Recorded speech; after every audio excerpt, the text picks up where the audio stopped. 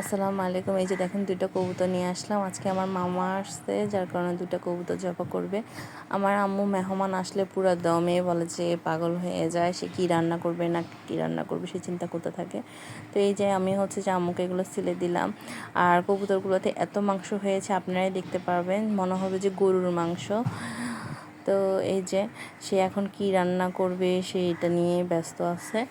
তো এই যে দেখুন, আর মেহমান ঘরে আসলে বরকত আসে, এটা আমার আম্মু সবসময় বলে বলে তো এই যে দেখুন, আমার আম্মু হচ্ছে যে কবুতরের মাংসগুলো কেটে নিল।